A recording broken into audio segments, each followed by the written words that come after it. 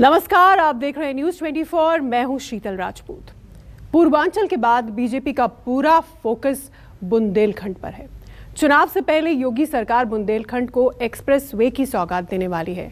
मुख्यमंत्री योगी आदित्यनाथ ने प्रोजेक्ट से जुड़े लोगों को जल्द काम पूरा करने का आदेश दिया है।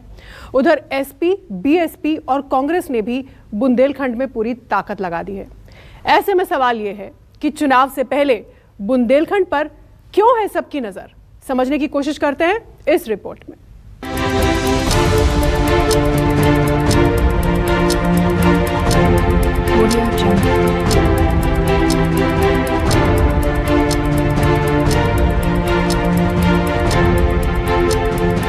तेजी के साथ बुंदेलखंड एक्सप्रेस वे के निर्माण के कार्यक्रम को हम तेजी से आगे बढ़ा रहे हैं। यशस्वी माननीय प्रधानमंत्री जी हम सभी के साथ।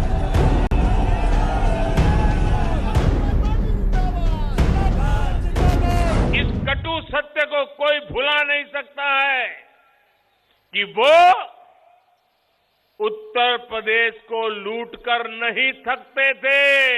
जो समाजवादी विजय रथ जनता के बीच में जाकर के भारतीय जनता पार्टी का सफाया करने का काम करेंगे।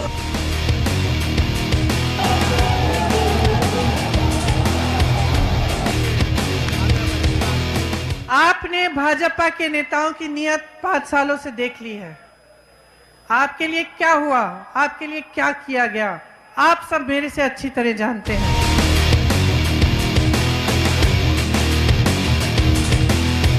उत्तर में गंगा के कछार और दक्षिण में विंध्य की पहाड़ियों के बीच 2 राज्यों की सीमाओं में बसे इलाके का नाम बुंदेलखंड है।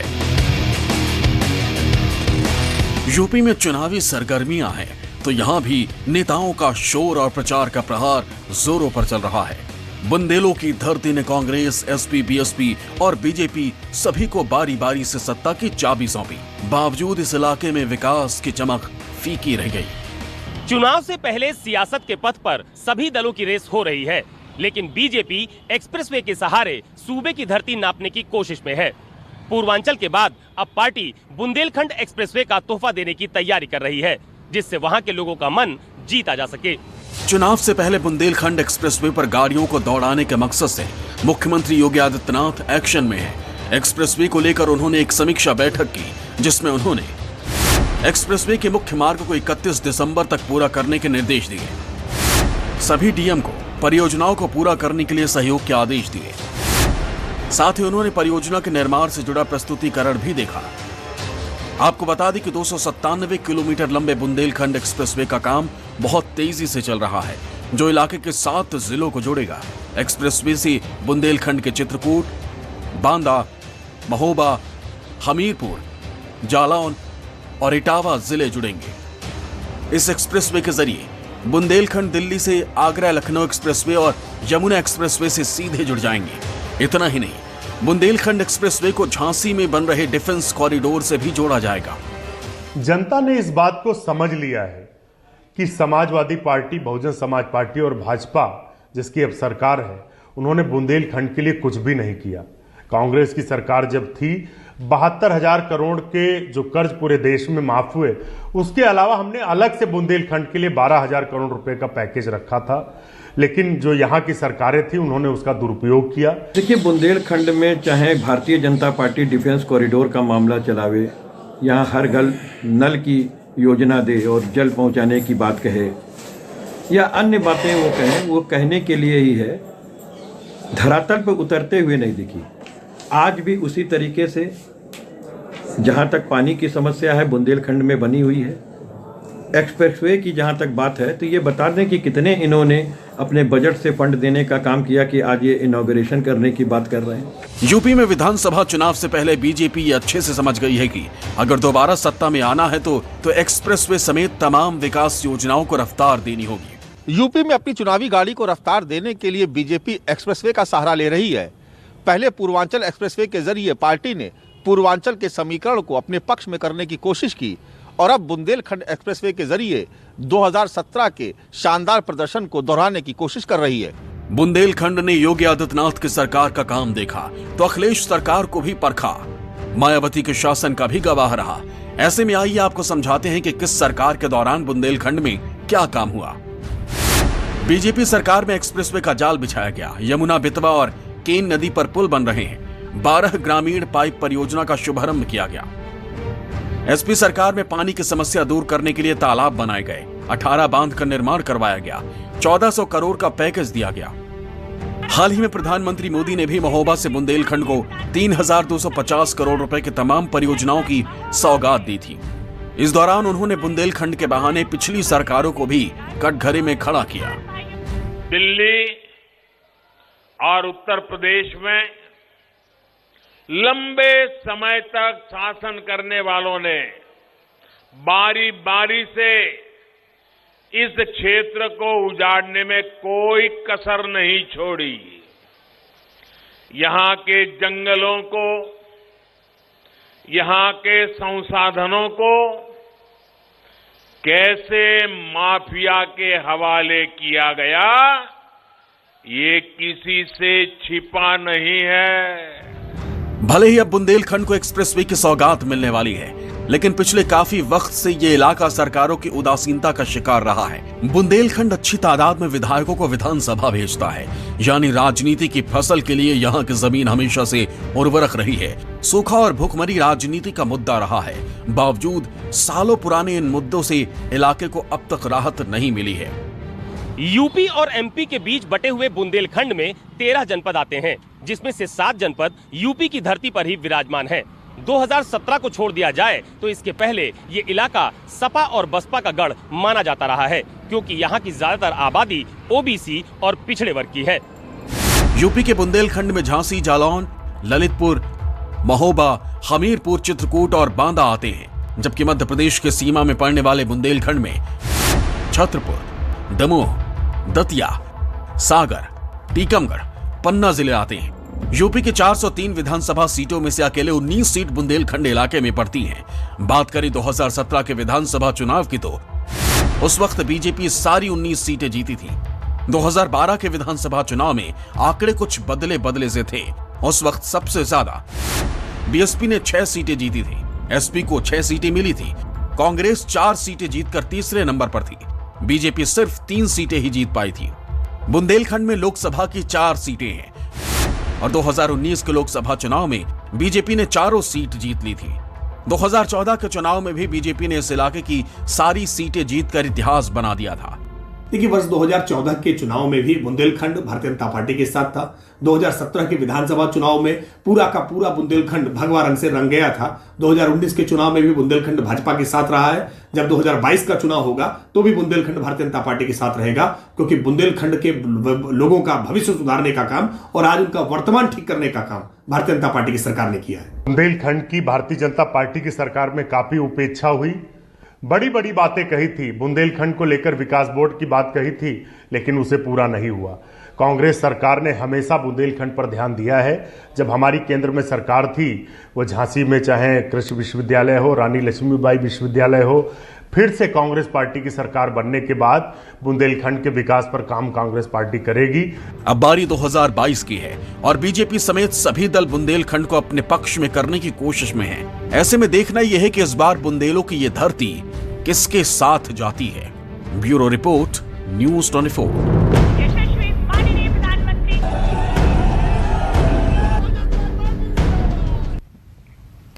कहा जाता है कि बुंदेलखंड की धरती पर जिस भी पार्टी की लहर चलती है, लखनऊ में उसकी ही सरकार बनती है। 2017 और 2012 के विधानसभा चुनाव के नतीजे आपने समझे। अब आपको 2007 के विधानसभा चुनाव में किसको कितनी सीट मिली थी ये बताते हैं। 2007 में इस इलाके में विधानसभा की 21 सीटें हुआ करती थीं। उस वक्त बीएसपी ने 14 सीटों पर कब्जा किया, जबकि एसपी के खाते में 4 सीटें गई थी। कांग्रेस को 3 सीटें मिली थी और बीजेपी को 1 भी सीट हासिल नहीं हुई थी। आपको बता दें कि 2007 में यहां पर विधानसभा की 21 सीटें हुआ करती थी। फिर परिसीमन के बाद यहां पर विधानसभा की 19 सीटें ही बची हैं। पिछले कई दशकों में यूपी में सरकारें बदली, लेकिन बुंदेलखंड के मुद्दे जस के तस रह गए। यहां की प्यासी धरती को ना तो पानी मिला और ना ही किसानों को कर्ज से छुटकारा। अब 2022 का विधानसभा चुनाव है, सभी पार्टियां यहां पर वोटों की फसल उगाने की कोशिश में है, तो यहां के लोगों को भी उम्मीद जगी है।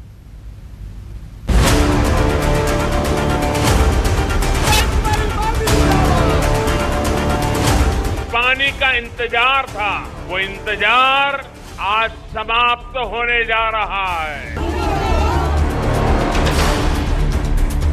उत्तर प्रदेश में आने वाले समय में एक ऐसी ही कांग्रेस की सरकार आए जो आपकी समस्याओं को सुलझाने के लिए दिन रात काम करे, पीछे नहीं हटे।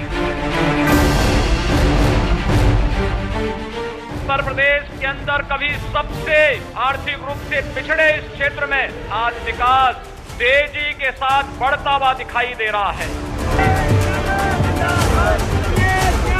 लॉकडाउन लगा था, हमारे मजदूरों को बताओ कहां से पैदल चलकर के आना पड़ता था, कहां से चल के आ रहे थे, लेकिन एक भी मजदूर की मदद नहीं थी। दशकों तक बदहाली और सरकारों की उपेक्षा का शिकार रहा बुंदेलखंड अब चुनाव से पहले बदला बदला नजर आ रहा है। एक तरफ बीजेपी है जो एक्सप्रेसवे, हर घर नल योजना, मेडिकल कॉलेज और डिफेंस कॉरिडोर जैसे विकास कामों के जरिए यहां के लोगों में अपनी पैठ बना रही है, तो दूसरी तरफ समाजवादी पार्टी और कांग्रेस है जो बुंदेलखंड के लोगों का रुख अपनी तरफ करने की कोशिश में है। बीजेपी यहां पर तमाम विकास योजनाओं को चला रही है, तो समाजवादी पार्टी की तरफ से अखिलेश ने यहां पर अपना विजय रथ निकाला। कांग्रेस महासचिव प्रियंका गांधी चित्रकूट और महोबा में चुनावी जनसभा कर चुकी हैं।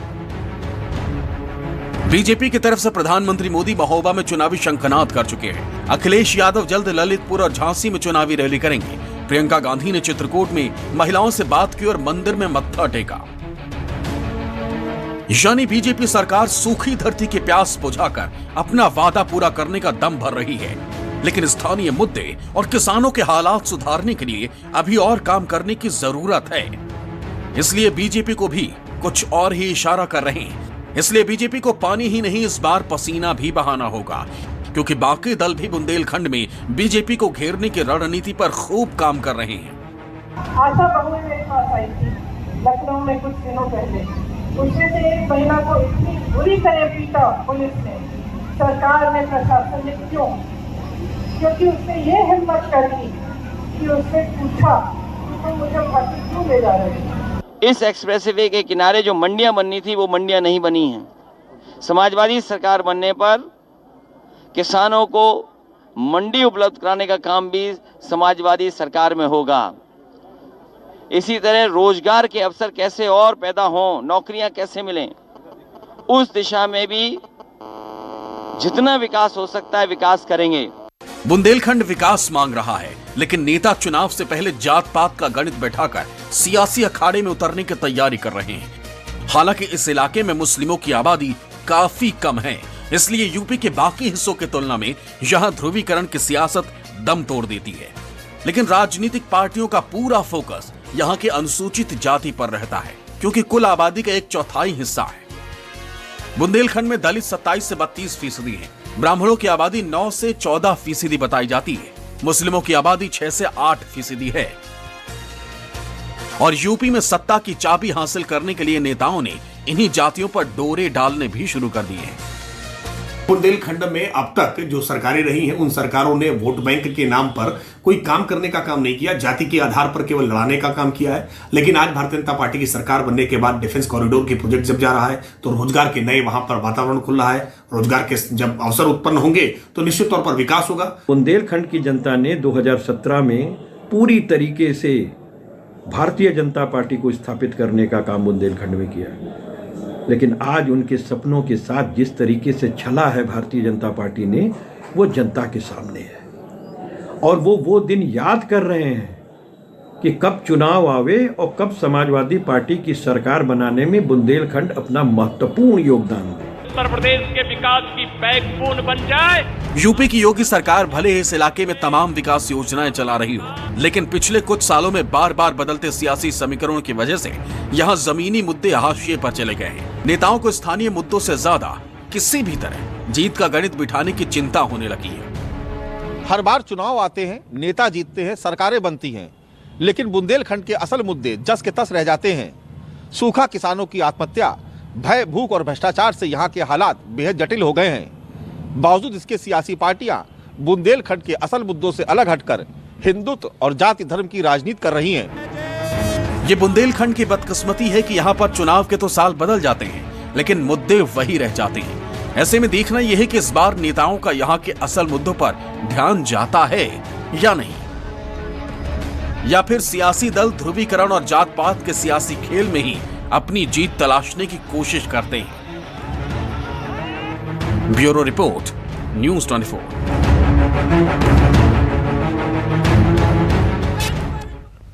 बुंदेलखंड की सूखी धरती पर जब भी विधानसभा चुनाव हुए, हर बार यहां की जनता का मूड बदला है। 2007 में पीएसपी, 2012 में समाजवादी पार्टी और 2017 में बीजेपी का साथ दिया, लेकिन मुद्दे जस के तस रहे। आइए आपको बताते हैं कि बुंदेलखंड के मुद्दे क्या क्या हैं। सूखा और ओलावृष्टि से यहाँ के किसान बहुत परेशान रहते हैं। ठीक फसल ना होने की वजह से किसानों पर कर्ज का काफी बोझ है। पानी का संकट बरकरार है, हालांकि पानी पर काफी काम हो रहा है। अवैध खनन भारी मात्रा में होता है। खनिज संपदा है, लेकिन यहाँ के लोगों को उसका लाभ नहीं मिल पाता। बेरोजगारी और पलायन प्रमुख मुद्दे हैं।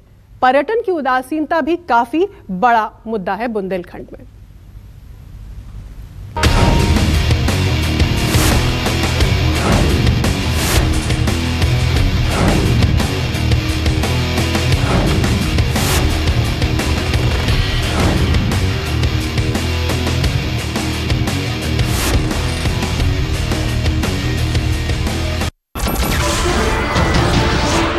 नमस्कार, मैं हूं मानक गुप्ता।